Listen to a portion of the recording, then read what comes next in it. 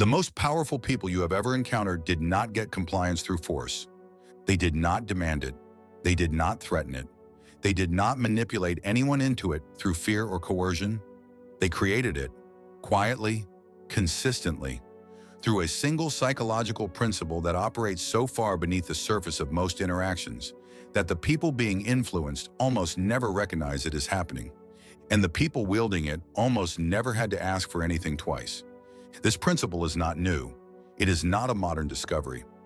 Machiavelli identified it 400 years ago and built his entire understanding of leadership and influence around it. Every effective leader, every compelling communicator, every person who seems to naturally generate cooperation and compliance from the people around them is operating on this principle whether they know it or not. By the end of this, you will know exactly what it is, why it works, and how to apply it in every significant relationship and situation in your life. Part 1. What obedience actually is. Before the principle can be understood, the word obedience needs to be examined clearly because most people misunderstand what it actually means in the context of human influence. Obedience in the conventional sense, the kind produced by authority and threat in positional power, is the least reliable and most expensive form of compliance available. It requires constant maintenance. It requires the continued presence and credibility of the threat that produces it. Remove the authority, and the compliance evaporates immediately because it was never genuine.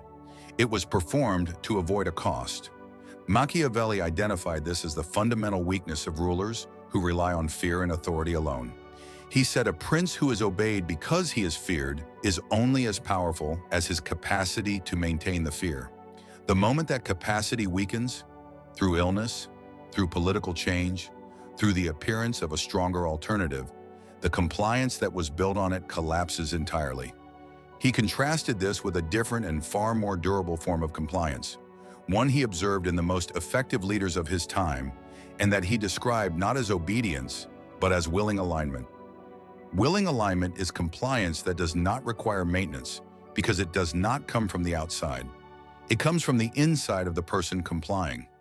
They are not doing what you want because they fear the consequences of not doing it. They are doing what you want because on some level they have decided that doing what you want is consistent with what they want. The psychological trick that makes people obey you is not a trick for generating fear-based compliance. It is a principle for generating willing alignment.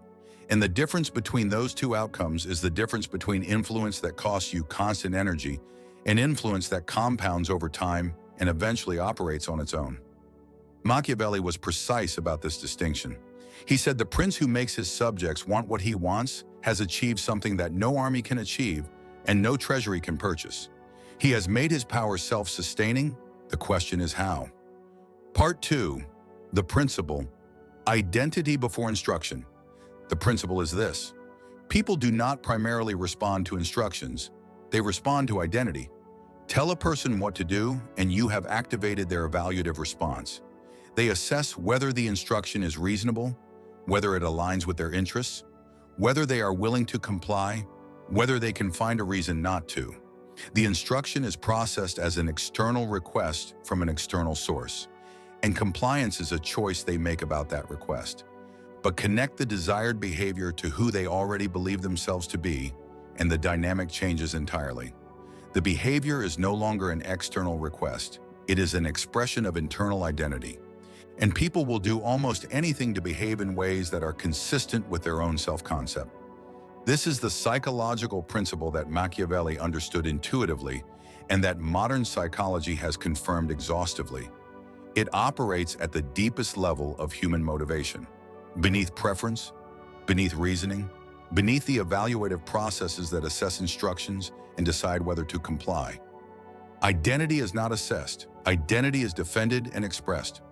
When you want someone to do something and you frame that something as what a person like them does, as the natural expression of who they are and what they stand for, you are no longer asking for compliance. You are creating the conditions under which not complying would require them to act against their own self-concept. And acting against your own self-concept is one of the most psychologically uncomfortable things a human being can do. Machiavelli saw this operating in the most effective rulers and military commanders of his time. He observed that the commanders who built the most reliable armies did not command their soldiers to be brave. They created an identity of bravery within the unit and then let identity do the work. A soldier who believes that bravery is what soldiers like him do does not need to be commanded to be brave in the moment of challenge. The command is already built into who he understands himself to be. The same principle operates in every domain of human influence at every scale. The parent who tells a child you are the kind of person who tells the truth has done more to produce honest behavior than 100 instructions to stop lying. The manager who tells a team member you have always been someone who finds solutions rather than problems has done more to produce solution-oriented behavior than a detailed directive about attitude. The leader who tells their organization, "We are the kind of people who do not accept second best," has done more to produce excellence than any incentive structure built around the same outcome. In each case, the desired behavior has been attached to identity rather than presented as an instruction. And identity is a far more powerful engine of behavior than instruction has ever been. Part 3 of why this works: the psychology. To use this principle effectively, you need to understand precisely why it works at the psychological level, because understanding the mechanism allows you to apply it with accuracy rather than by accident. The psychological foundation of this principle rests on a phenomenon called cognitive consistency.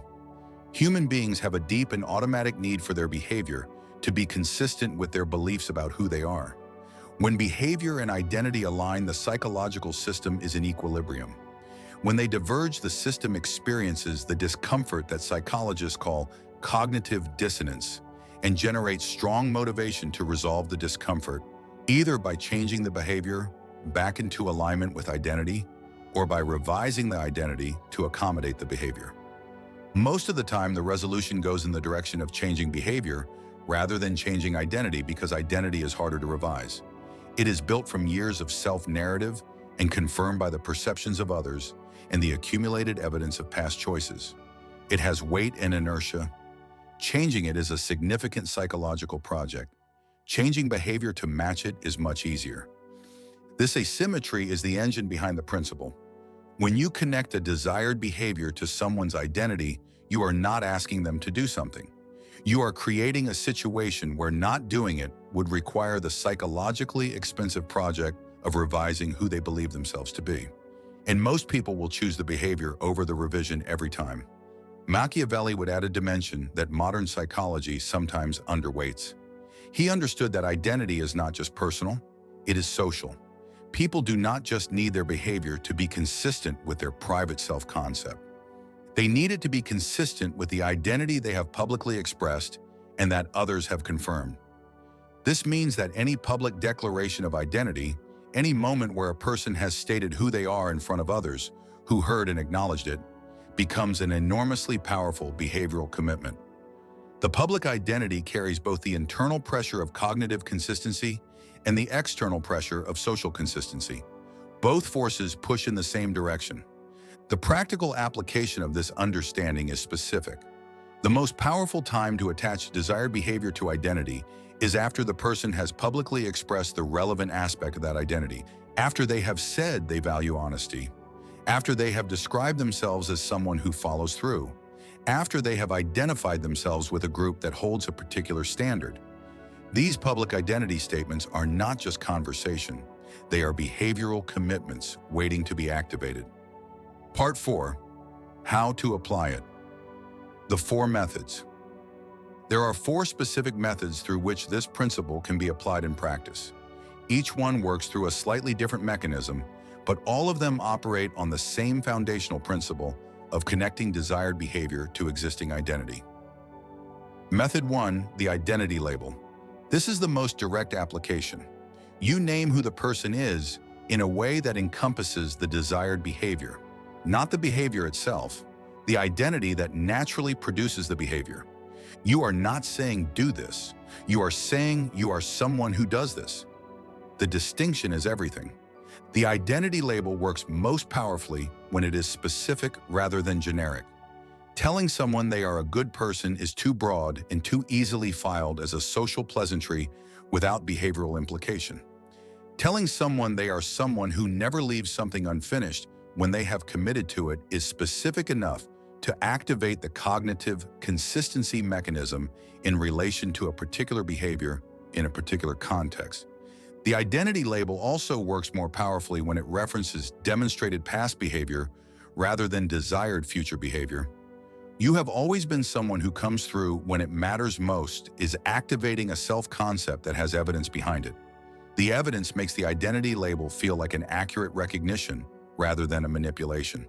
And when it feels like recognition, the person accepts it as true. When they accept it as true, it becomes part of the identity they will now work to defend and express. Machiavelli used this method with precision in his diplomatic correspondence. He would characterize the princes and rulers he was negotiating with in ways that made the desired behavior a natural expression of who they already were. His flattery was never generic. It was always specifically targeted at the identity that needed to be activated for the outcome he was seeking. Method 2. The group identity activation. People carry multiple identities simultaneously: personal identity, professional identity, family identity, cultural identity, the identity of belonging to particular groups, communities, traditions, and standards. When you activate a group identity that encompasses the desired behavior, you are not creating new motivation. You are directing existing motivation that is already attached to the group identity toward the specific behavior you want. The technique is to make the desired behavior visible as the norm of the group the person most identifies with. People who are like you always do this. In your field, the standard is this. The people who belong to this organization understand that this is how we operate. You are not telling them what to do. You are describing what the members of their identity group already do, and they will align their behavior with the group norm because not aligning would mean not belonging. And the need to belong is one of the most powerful motivators in human psychology. Machiavelli observed this operating in every military and political organization he studied. The most cohesive units were the ones with the strongest shared identity, not the ones with the most disciplinary structure or the most elaborate incentive systems. The ones where everyone knew who they were as a group and what people like them did. Method 3, the commitment extraction. This method is slightly more structured and requires a specific conversational setup, but produces some of the most durable behavioral commitments available. The technique is to ask the person to state their own values and standards in relation to the area where the desired behavior lives. Not to tell them what those values are, to ask them to articulate their own. What matters most to you and how you handle situations like this? What is the standard you hold yourself to in this area? What would you want someone to say about how you operated here when it is over? These questions produce identity statements. The person articulates who they are in relation to the relevant domain, and the articulation itself is the commitment. It is now public. It has been said. It exists as a stated piece of their self-concept that their future behavior will be measured against. When the desired behavior is then presented as the expression of the standard they just articulated, they are not being asked to comply with your request. They are being held to their own standard. And being held to your own stated standard is almost impossible to resist without experiencing the full discomfort of self-contradiction. Machiavelli would note that this method has an additional advantage. Because the commitment came from the person themselves rather than from you, the compliance that follows it does not feel like compliance to an external authority. It feels like integrity. And people will protect their sense of integrity with remarkable consistency. Method 4, the narrative placement. This is the most sophisticated of the 4 methods and operates most powerfully in high-stakes situations. The technique is to place the person in a narrative where the desired behavior is the natural next action of the protagonist they already identify with. Every person carries a story about who they are and what their life is about. They are the protagonist of that story. They have a set of values that the protagonist holds and a set of actions that are consistent with those values and a sense of how the protagonist behaves at significant moments. When you frame a situation as a significant moment in their story and frame the desired behavior as what the protagonist they are would do at this moment, you are not asking for compliance. You are offering them the opportunity to be the person they have always believed themselves to be at a moment that matters. This is the most compulsive form of the principle, because it activates not just identity, but narrative identity, the story of who they are across time and what kind of person they are proving themselves to be. The practical application requires knowing enough about the person's self-narrative to frame the situation accurately. But in most significant relationships, this knowledge is available if you have been paying the quality of attention that earlier videos in this series have covered. Machiavelli applied this method at the political scale. He framed the actions of leaders not as practical necessities, but as the acts of great men at great moments. He understood that men who believed they were acting the part of a historical figure at a historical moment would do things they would never do if the same action were framed as a practical administrative decision. Part 5. The limits and the ethics. Machiavelli would be the first to insist that this principle, like all principles of influence, has limits and requires honest examination of the ethics of its application. The principle works most powerfully and most durably when the identity you are activating is genuine and the behavior you are seeking is aligned with the person's actual interests as well as your desired outcome. When you use identity activation to help someone behave in ways that are genuinely consistent with their values and genuinely serve their own interests alongside yours, you are not manipulating anyone. You are creating the conditions under which the best version of who they are becomes more available. That is the highest application of influence, and it produces outcomes that are good for everyone involved. When you use identity activation to produce compliance with things that are against the person's genuine interests or that require you to construct a false identity rather than activate a real one, you have moved into manipulation in the predatory sense. And Machiavelli was clear about what happens to rulers who build their power on false constructions. They work until they do not, until the person discovers the gap between the identity they were told they had and the reality of what they were being used to produce. And when that gap is discovered, the reversal of compliance is total and the damage to trust is permanent. The ethical application of this principle is also the strategically sound application. Build influence on genuine identity activation in service of genuine mutual benefit, and you have built something that compounds over time.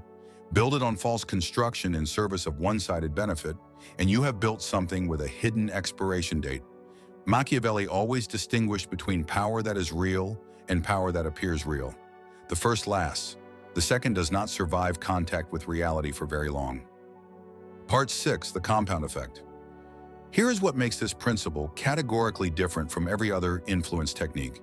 It compounds. Every time you successfully activate identity in service of desired behavior, and the person follows through on that behavior, you have done two things simultaneously. You have produced the immediate outcome you wanted, and you have strengthened the identity that produced it. The person who comes through because they are someone who comes through has now come through again. The evidence for the identity is stronger. The self-concept is more solid.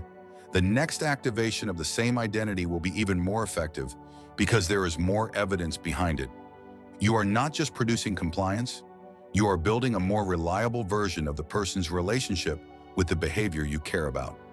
You are contributing to the construction of an identity that will generate the desired behavior even when you are not present to activate it. This is the specific mechanism through which the most influential people in history built the reliable compliance of those around them without constant management and without constant presence.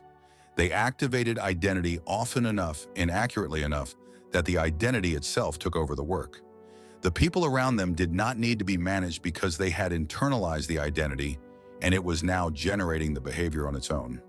Machiavelli described this as the highest achievement of princely influence. When the prince's standards have become the court's identity, the prince's presence is no longer required for those standards to be maintained. The court maintains them because the court has become the kind of court that maintains them. That is not compliance anymore. That is culture. And culture is the most powerful and most durable form of influence that exists. The psychological principle that makes people obey you is not a trick in the conventional sense. It is not a manipulation technique that bypasses a person's will to produce an outcome they did not choose. It is the understanding that human beings are not primarily instruction-following machines. They are identity-expressing organisms. They do what is consistent with who they believe themselves to be, with a consistency and reliability that no instruction system can match. The person who understands this does not need to ask for things repeatedly, does not need to manage compliance constantly, does not need to build elaborate reward and punishment structures to maintain the behavior they want from the people around them. They simply need to understand who the people around them believe themselves to be, activate that identity accurately and genuinely, and then step back and let identity do what it has always done. Generate behavior from the inside out. That is Machiavellian influence at its most sophisticated level. Not force, not fear, not manipulation. Identity, activated correctly, in service of genuine mutual benefit. That is what the most powerful people in every room you have ever been in were actually doing. Now you know how it works.